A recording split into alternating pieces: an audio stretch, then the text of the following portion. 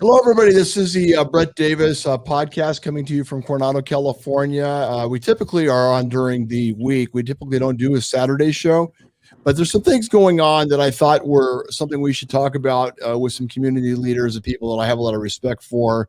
So I decided to not to take my day off today and actually work because I think we need to talk about what's going on.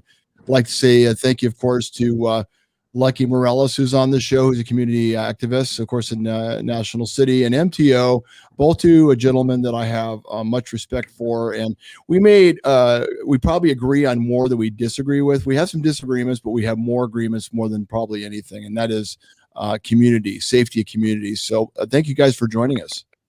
Hey, thank you for having me. Thank you for having us, Brett. We really appreciate this opportunity. Well, I understand there's a lot going on. Who wants to take it from here and kind of explain why we're talking today? Well, I'll probably take it from the start because I think I'm more informed on what happened, and then Lucky, of course, he can take it from there because he's more knowledgeable on the legal side. Of course, in your rights. So, go ahead, go for it. Yeah, Brett. So I can take the lead on the first question if you have it. So what's going on? Do you feel and do you want to focus on National City as a whole, or do you want to talk about San Diego? Well, I know that a lot of people know me as a National City community activist since I'm from National City as well. Mm-hmm. But I don't only want to focus in National City today because this is an outgoing thing that keeps happening and happening day after day, not only in San Diego, not only in National City, but other places like Texas, Los Angeles, and we're talking about our street vendors, and that's the main topic I think why we're both here today. Okay. What in particular recently that you're doing a fundraising for, and we can talk more about that. What happened? There was a gentleman that was at a gas station, an elderly gentleman. Can you tell me more about that? Yeah, so on April 29th, our local National City street paletero vendor was attacked. He was racially attacked by a black African man that got off his car and started hitting him with the club. And we're talking about a metal club. He's on Plaza Boulevard and R. Harbison, putting gas on his ice cream van, ready for his route, ready for his daily routine. And this black gentleman pulls out the club and starts saying, "I hate Mexicans," this and that. And he starts attacking Mario, our local ice cream vendor. He attacks him. Mario is actually putting his hands up to protect his face, but he's still being attacked. Um, a witness stopped by, a bystander, and kind of started screaming at the gentleman to stop. And Mario tried to defend himself as much as he could, but he's a small Latino, so a small Mexican guy. And he was hit in his face, bunch of stitches on his face. I'm actually gonna meet up with him tomorrow, Mother's Day. I'm gonna meet up with him tomorrow in the morning. But so that's what happened in National City. One of our street vendors was attacked. Racially motivated. Racially motivated, like Lucky said. And I think it's really, really. I think it's just time for us to stand up and do something about it. How is Mario, right? Yes, Mario is the ice cream vendor. And a doing? lot of people do the carts, but he's been around National City for many years. I think over 20 years. He's been a ice cream vendor in a van, starting Ira Harbison through Las Palmas, through Palmer Way Elementary School, and into Granger Junior High School, and into the back zones of the La Vista, the cemetery. So he has a pretty nice route, right? So yeah, it was Mario that was attacked. So how is he doing right now?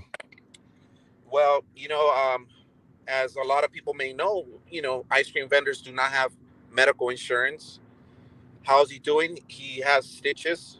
He's bruised up. I spoke to his son this morning, and he's really, really shook up. He's really scared to go out there and do his job. He's really, really afraid. The gentleman, I also told him, if I see you again, I am going to kill you. Wow. That's a threat. That's a terrorist threat. So that's another thing that he's afraid of. But physically, he's hurt. He has stitches. He's bruised up. Mentally, he is really, really hurt because he's afraid to go out and do his job. For fear of retaliation. That's terrible. Yeah. So, did the cameras catch anything? The cameras, I can't really speak on anything on that, but there is cameras in that gas station. I know that the cameras did catch something, but I cannot really go further because I guess National City has now. For me, I feel that now they have a undergoing investigation. I think that now that Lucky and myself and other people got involved, now I think that they're more serious about it. That's just my thoughts. So the National City Police Department is doing an investigation. Correct. Exactly. Yes, okay. They were called. Okay, so here's the thing, Brett. So they were called, by I'm sure the gas station clerk. They were called out there. The police, they attended the call, and there was a statement that, like I said, I wasn't there, but his son, Mario's son, told me that the cop said, "Hey, you know what? You were just at the wrong place at the wrong time." Like, what kind of fucked up shit is that? I'm sorry. Could I curse on this, Brett? Yeah, it's not radio. It's okay. Okay. It is. You know what? Honestly, our podcast on Facebook, I mean, it's not the radio, Sarah. I'm sorry. I'm just pissed off. No, it's being. I have my little girl right here. I have my daughter. Right. You're being real, and you're. I mean, it's upsetting. Yeah, and I try to teach my little girl, about, respecting their elders, and I teach my kids about respect, and to always treat everybody with respect. I've never told my little girl, I want her to see us as equal. I don't ever see color, in a skin, because I'm not like that, and I want my kids to understand that it's not about the color of the skin that you have. We're all brothers and sisters. We all got to protect each other. We all got to be there for each other. But this keeps happening, Brett. This keeps happening to our Latino vendors, and I'm just frustrated, What's your take, Lucky, on this whole thing? I mean, here's the thing. We already know there's been a racist challenge going on for years anyway. And as you said, you feel it's escalated more so in the last 4 or 5 years under the Trump administration. But let me ask you this. Right. We're us knowing that we're all brothers and sisters.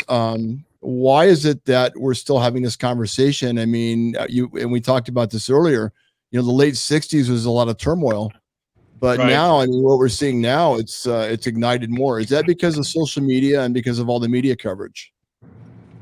That plays a major role. I think it plays, somewhat of a role in there. But there's always a negative stigma on Latinos in America and how the Latinos or Mexicanos are treated.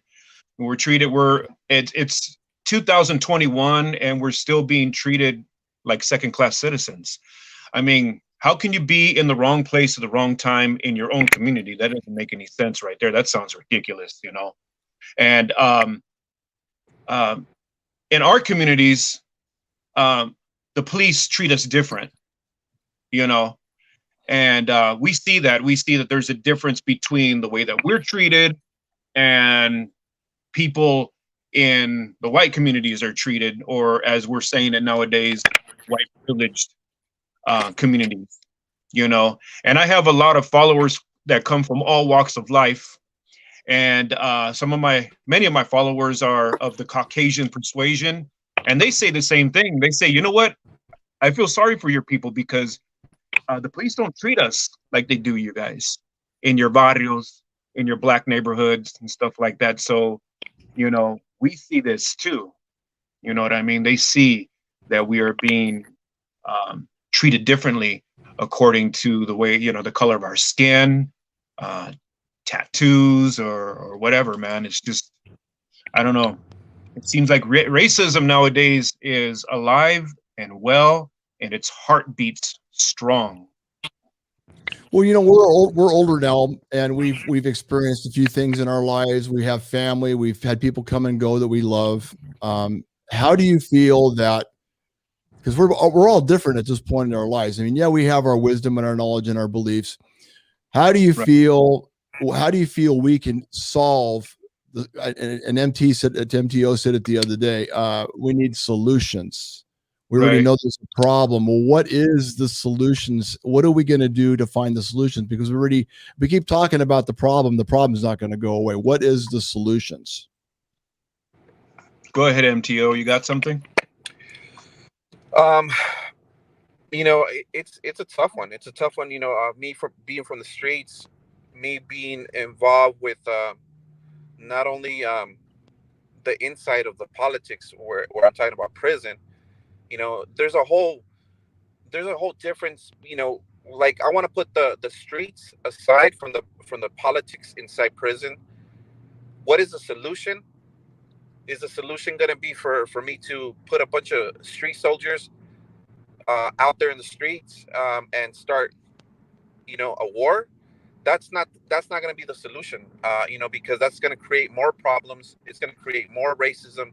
It's going to create more jobs for politicians, for police officers. And like I said, I respect a lot of our first responders, and I'm talking about fire department, and I'm talking about ambulances, right? I do not want to create a war. That's not what I'm trying to do. And I think the solution is for us to somehow come to another black community leader, an Asian community leader, a white community leader, and have a meeting and say, look, we need to come to an understanding. The problem is that everybody thinks differently in this world. Everybody's minds is set in different ways. My mind is set on the street ways now, because now it's like, now they're messing with my raza. Now they're messing with my people, and it's happening. It happened to happen in National City, and that shit ain't gonna fly with me no more. I think I've already had it. Um, I've never promoted, and I will never promote violence. I always, like I said, in my agenda, it's always been peace and unity.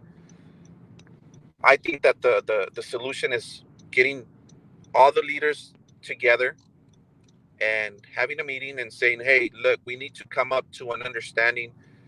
You guys got to control your black people. You got to control your Asian people. You got to control your white people. If it's going to be a race thing.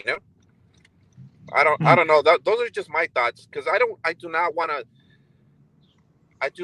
add to the problem where these street soldiers are not going to be messing around. They're going to start whooping people's asses, and that's not what I want. I do not want to show my kids about violence. I do not want to show my kids that violence is the answer. It's never the solution, because at the end of the day, who's making money? Politicians, judges, police. We're the ones that are paying their salaries, and by us creating more problems, and assaulting, now they have more jobs, because now somebody else gets arrested, they get booked. So at the end of the day, for the politicians and for the higher ups, it's all about the money. And we need to bring money into our neighborhoods, into our poverty, and create more like boys and girls clubs, more youth programs. Those are just my thoughts. We've talked about that before, and I don't disagree with you at all. I think also the thing we need to look at is what we do have in common, because we do have a lot in common. There's a lot of Yeah. commonality, even though we come from different races. There's more commonality. One thing it's really important to the black, actually to the Asian and the Mexican community, is family. Yep. Family's I agree. that's one thing we have in common. Now I know, and this is not a racist thing, but I know black families typically there's a huge the fathers typically leave home at a very young age, and there's no support there like that. Yeah, and they tend to go to the streets, and You know what I mean? Yeah, So, you know what I think we need to do is, can you imagine if we, like you said, this discussion of individuals getting together? There's no reason why, with the wisdom that you're talking about, the group of people, the wisdom that's there, because we know what streets like. But I mean, what can we do that hasn't been done? And if we put our minds together, and then it has to be, of course, it has to be watched periodically, and you've got to continue to make sure that it's working and all that other stuff. But I think it's a great idea, and I think what you're saying is right on. I think it's real. Um, I will say one thing about the police department, and I have my beliefs on the police, because I know a lot of good cops, and I know, like in anything, there's good and bad. yeah, We do need to have law. There has to be law. yeah, It started very early in the Roman days. I mean, there's a reason why it was in place. I'm not saying over enforcement, but I'm saying we have to have rules and laws to follow. We just can't be rampant. And I mean, imagine we didn't have street lights and there was no justice. I mean, you know what I'm talking about. But then on the other hand, there's a street, and the street's different than the laws, and I get that. yeah. And like, I think we talked about this topic a long time ago. I think that a lot of police need to get back to the training. The way they talk to people, the way they pull over people, racial profiling.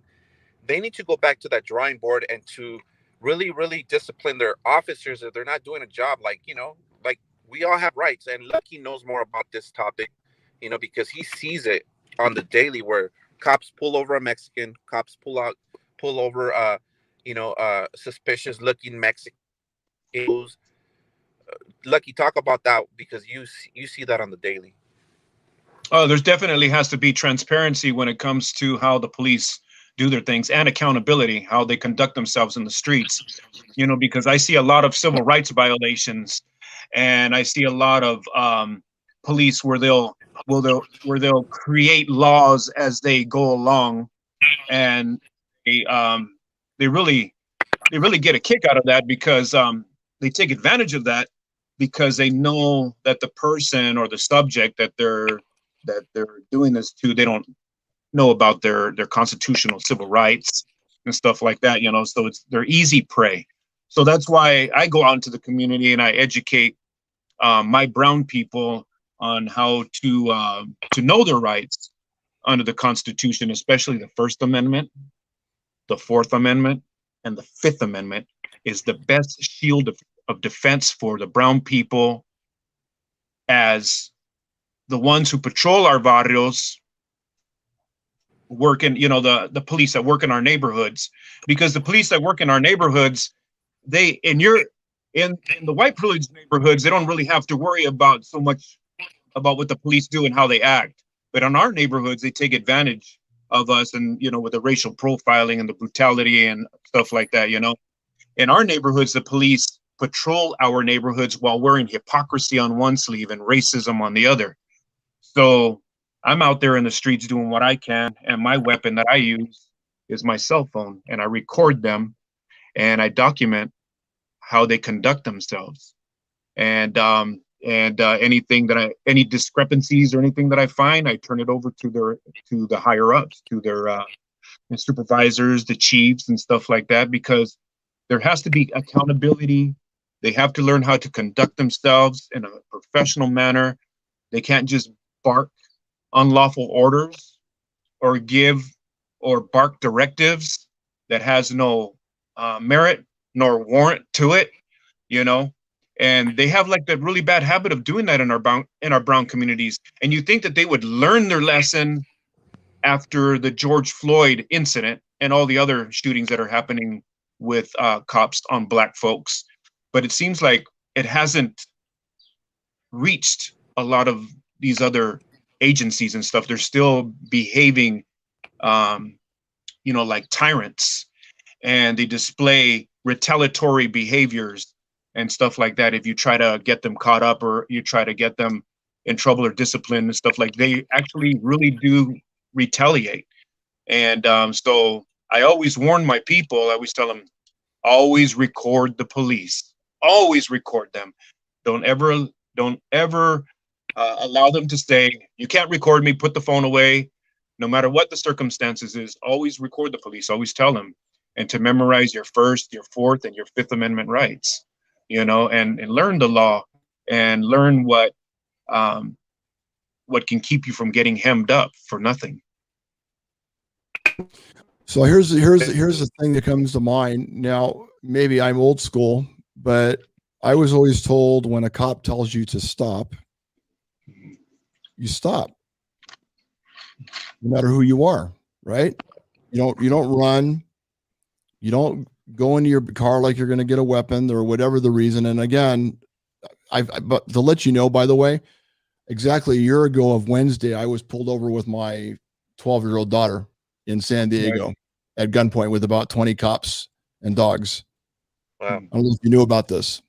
I This didn't is know. something I've really talked about, but I'm going to talk about it. And I got out of the car, not knowing what was going on. We had literally 20 cop cars, San Diego PD and Coronado cops that followed me over the bridge for the shooting that took place of that young football player that there was a jewelry deal going down in Coronado. Oh, I remember that. So they thought it was me, and they followed me and my 12-year-old daughter, and then one of my employees over the bridge. And then at gunpoint, I got out of the car with my hands in the air, walked backwards, dropped down to my knees, and was in the back of the cop car. And they handcuffed my daughter, 12-year-old daughter, even after they knew she was 12. So wow. I understand what you're talking about to a point. And even though I'm a wedo, I get it. But let me tell you something. I did everything they told me to do. Did I like it? No, I didn't feel comfortable at all. I was more worried about my daughter. Yeah. But I did everything they told me to do because you know what? They all had their guns out, shotguns, guns. They had their dogs. It didn't matter what color I was at that point. The bottom line is I needed to follow exactly what they said, and I did. Yeah, that's a crazy one. I never knew that you were part of that operation or that stop that happened years ago. I remember that. It was exactly a year ago as of Wednesday. So my daughter had effects from it, and we never really complained about it. I'll be honest with you, because I understand. I know a lot of people on both sides, like I said. But I'll tell you, if I had reached into my car, if I ran, they probably would have shot me. Yeah. Yep. Because that's their, I mean, what do you do in that situation? I mean, there's somebody who was just shot. They don't know if I got a gun or not.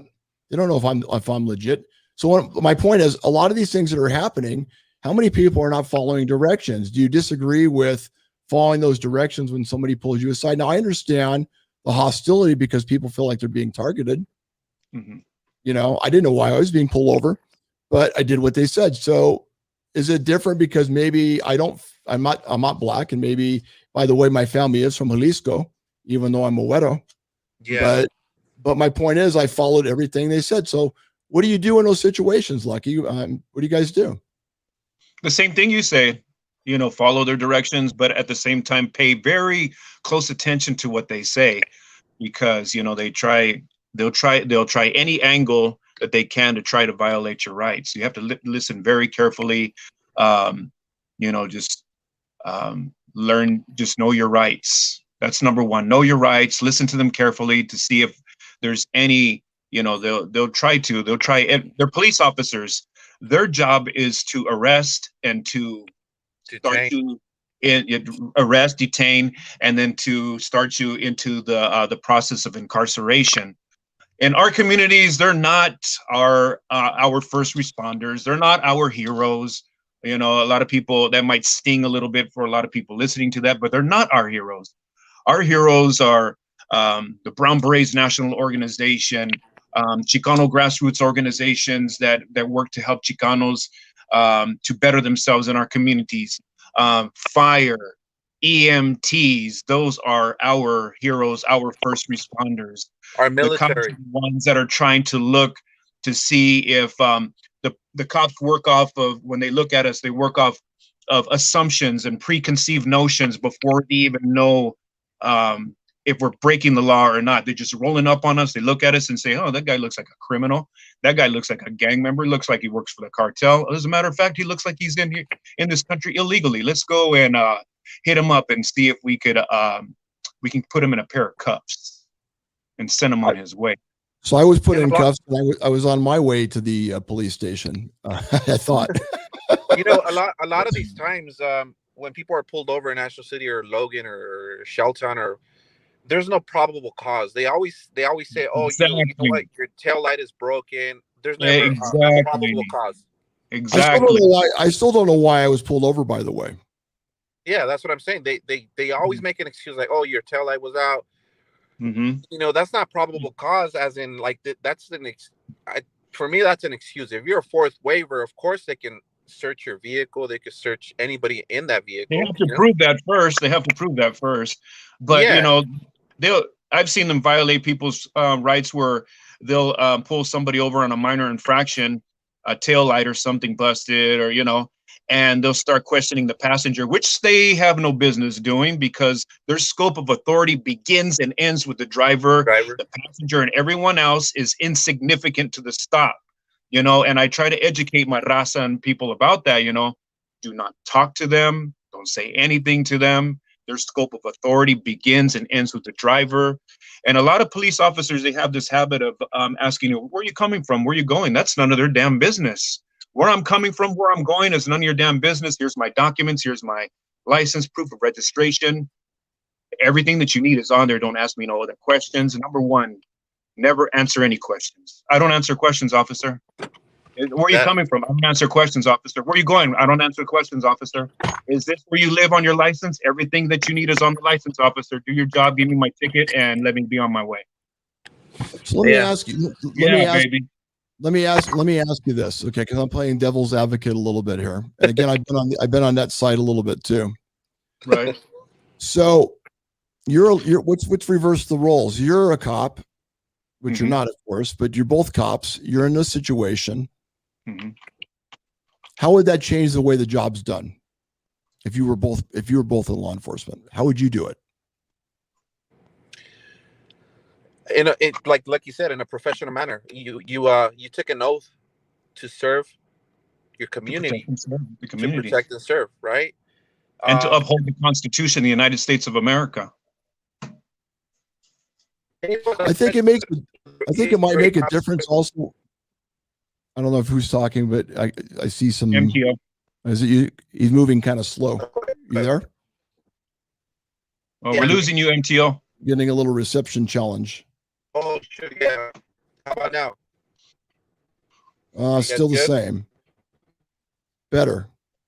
So here's the thing. A little bit. Let me just say this, because I like to always put myself in another person's situation, because sometimes I think we lose sight that people have their own issues and their own challenges going on. And on a daily basis, I mean, let alone the streets. And again, I'm just saying, is there a possibility that there's things that are not being done on either side where we're not thinking more about each other's circumstances of where we're coming from? For example, we don't know if these cops are coming from a situation where they maybe found a child that was murdered, or somebody that was abused beyond their recognition, or even the deaths or murders. So these guys, I mean, these women are seeing these things on a daily basis. It has to have an impact, I would think. And you go from one job to another. It has to be, and yeah, they did sign up for it. That's the job they decided to do.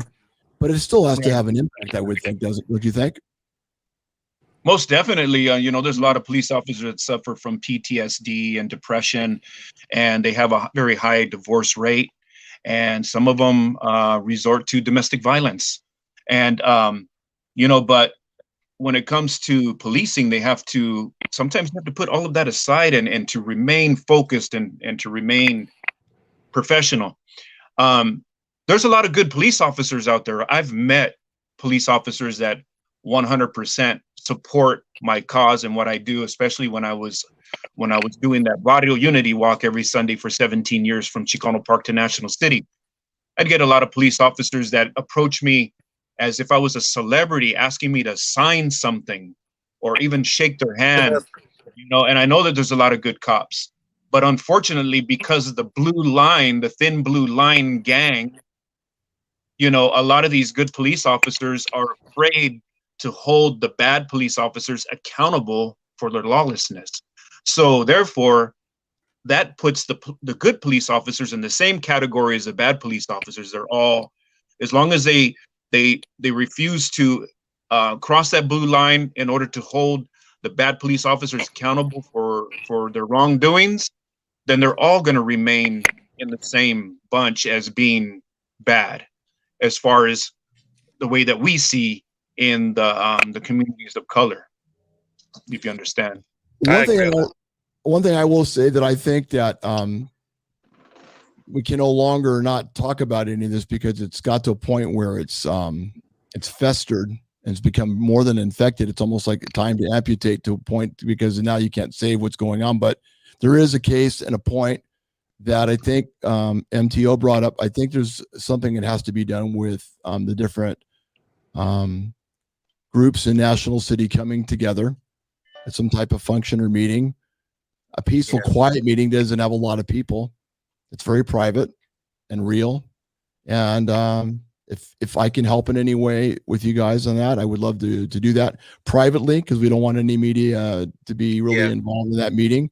I would love to be out of a neutral, and any way that I can bring help to that situation. And maybe we start there, and then maybe somewhere along the way we bring law enforcement in somewhere along the way. What do you think? I think it's a great idea. I really think that, like you said, keep this private meeting private, and we can start from there. And the main focus is to find a solution, like how we started with this topic. Solutions, not pollutions, huh? Brett, not pollution. But don't give my movie a plug. Yeah. No, I really think that it's a great idea. I feel anything towards a solution is a great start. I don't know how Lucky feels about it, about the law enforcement coming involved, but you're not in the beginning. Yeah. In the beginning, I think it's a great idea. And of course, like later on, of course, law enforcement can get involved. Right. What do you think, Lucky? I mean, I'm not trying to come off as, or give the people the idea that I'm lawless and I hate the police and stuff like that. But, I see, the injustice and everything that goes on in our communities, and I'm not going to turn a blind eye to it or try to sweep it underneath the rug and pretend that it doesn't exist, or, stuff like that. And I'm open to, dialogue with members of law enforcement.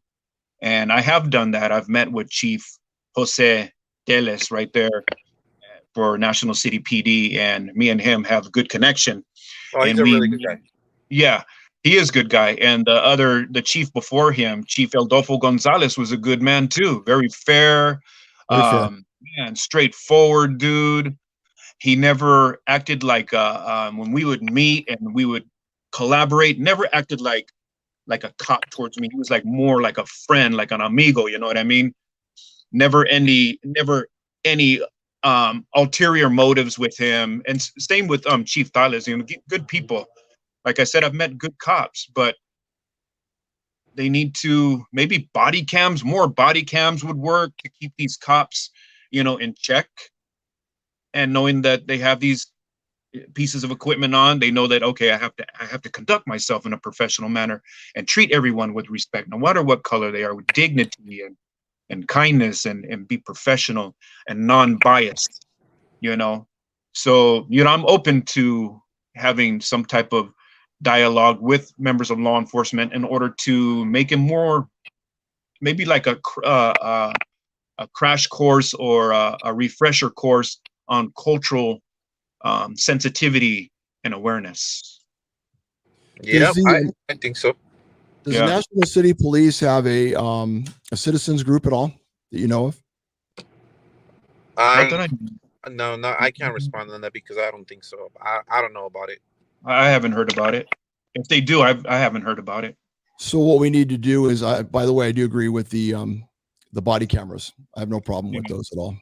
Yeah. I mean, I think transparency. Well, the more transparency you have, the better.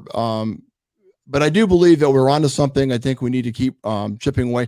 And this is not a one-time meeting. We're talking about something that consistently there should be meetings. I would say at least, 4 or 5 times a year, just to make sure and checking how things are going, or maybe because that's doable, I think. And that gives you enough time to get data to show whether it's working or not. And that way it's real, and it's not just a political thing To some people, it might be a show, but they get real and say, hey, this group is still meeting privately and talking about this stuff. It's not just something that happens for media exposure and then it's gone, because whatever takes place in that meeting is private anyway. Yeah. And like every race, every barrio, every neighborhood from here to Los Angeles, there's a black leader, there's a white leader, there's an Asian leader, there's like every barrio has a leader. And I think that's where we should go. We should go strictly to the source and go straight to the leader and say, hey, look, we want to create a meeting every month, between every leader of every gang, or not every gang, but of course, the Southsiders, which is the Mexicans, have their leader. Their Asians have their leaders, and their Bloods and Crips, they all have a leader. I think it'll be the best way to find that solution that I think that we're trying to find. Well, Because at the end of the day, this is not about. Yeah. The bottom line is, what was that, we Brett? want our kids to have a better life than we did, and we want our seniors to be able to have safety, and we want to have better communities. Yes, that's right. The thing that causes a lot of separation with people of color in general is the so-called leaders of this country. I'm not any part of any. I'm not affiliated with any political party. I don't give a damn about Democrats, Republicans, the far left, the radical right. I don't know the name of them stupid groups. I have nothing to do with that. I don't give a damn about Trump. I don't care about Biden or Kamala Harris or Bernie Sanders. Nothing. I'm just trying to go with the flow and live life the best I can, and to try to serve the people in my community and stuff. I think that this entire country would be better off if we didn't have a government, we didn't have a president, and we governed ourselves. Interesting. Yeah. Very interesting thought. Yeah, govern ourselves. Very interesting. Yeah. Sounds like another show. Yeah. No, I truly believe in that. I always say that all the time when I do live streams with, on Facebook or something. I say, I think we could find peace with all races if we just govern ourselves, and we didn't have to answer to or worry about having a president or a White House or anything like that. Each state would have their own leader, policies and rules, and each state would be able to govern themselves individually. As you go into each state, they would have their own laws, their own rules and stuff like that, and you would abide by it. You go to California, same thing, but everyone would govern themselves. Kind of like Europe. Exactly. Yeah. So one thing I will say, we want to see things better. There's no question. We probably agree on more things than we disagree. Do you think there's groups of people out there that maybe don't want to see everybody get along? Oh, yeah. Do. Oh, yeah. Yeah. Sometimes I feel that there's a bunch of people saying, hey, you know what? Go and beat up the street vendor. We need more violence. We need more racial tension between blacks and browns. I really feel that way sometimes, and I'm sure that it does happen. There's a lot of negativity as we've gone through so much these 2 years, and people still love to see negativity. There's still people that really want to see people get hurt. I don't know if it's an addiction. I don't know if they're fucking insane or it's just, like people just are just really, crazy out there, and hatred and racism seems to be like a fashionable nowadays. And like a lot of people really love jumping on the hatred and racism bandwagon, and it comes from all colors. I see it with all colors. And but a lot of people say, well, mostly whites. Well, it's because the government and the main entity that runs this country happens to be the majority of the leaders are of the Caucasian persuasion, but I see hatred and racism in a lot of different races, nowadays. It seems to be like the in thing. to hate. So I think Even we're to hate and discriminate. So we've opened up something, and so I think we need to leave it open until we figure out what we're going to do next. And I'll let you guys talk about it, and then we'll stay in touch. Anything I can do to help. What's the website? We got off course a little bit with the website and the fundraiser. Yeah. So the GoFundMe is on my page.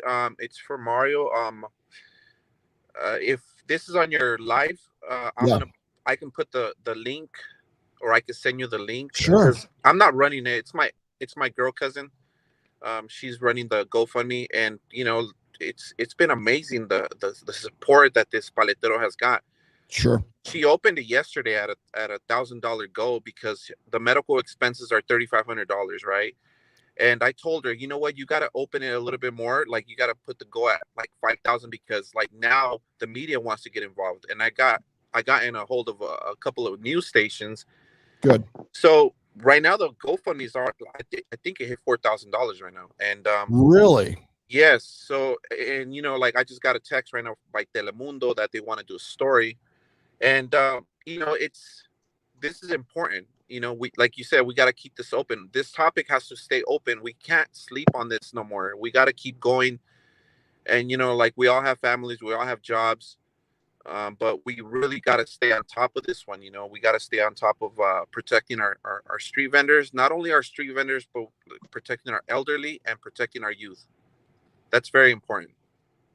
I'm very honored that the two of you joined us today and joined the show. And, I believe in both what you're both are doing. And I want to be a help any way that I can, because I do believe you're absolutely right. We need to find a solution. Thank you, Brett. Do you have a pretty large following? Do you have a pretty good audience in this podcast that you have right here? Well, I think with this one, we're going to raise it out of the water, because I think it's a very sensitive issue. We do have a pretty good following. Well, it's not controversial. It's real. I mean, it's not. Yeah.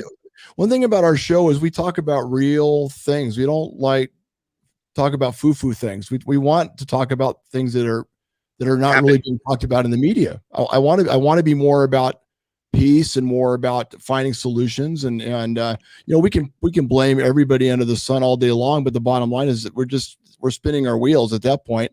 We need to really get down to the meat of what's really going on and figure out how we can all work together, because this is a planet of mixed cultures. And like Europe, maybe maybe you're onto something. Maybe we all need to have somebody govern each state. Well, we got governors, but I mean, maybe everybody just needs to stay in their own little area. Yeah. Very interesting.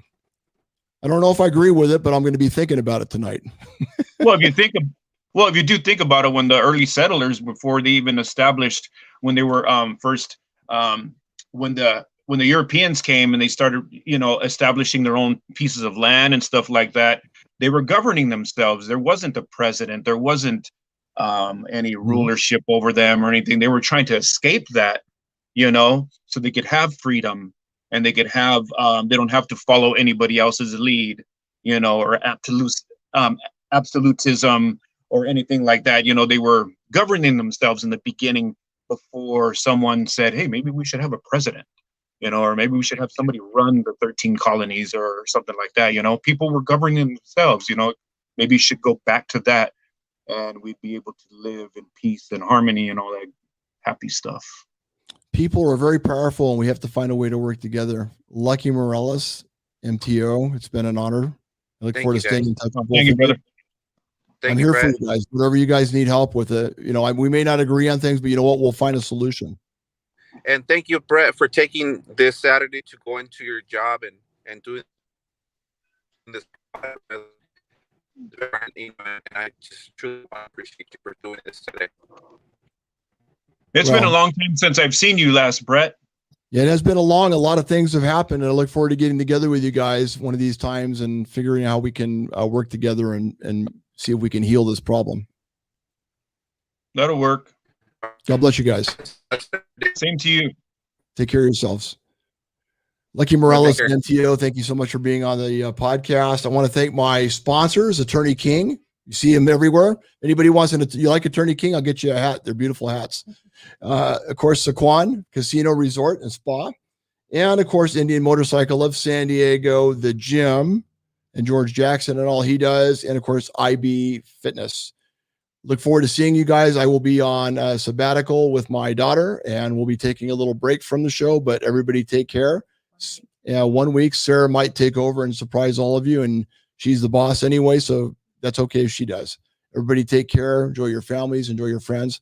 Let's try to find a way to love one another and look at what we have in common and what we don't have in common. God bless and take care. Happy Mother's Day.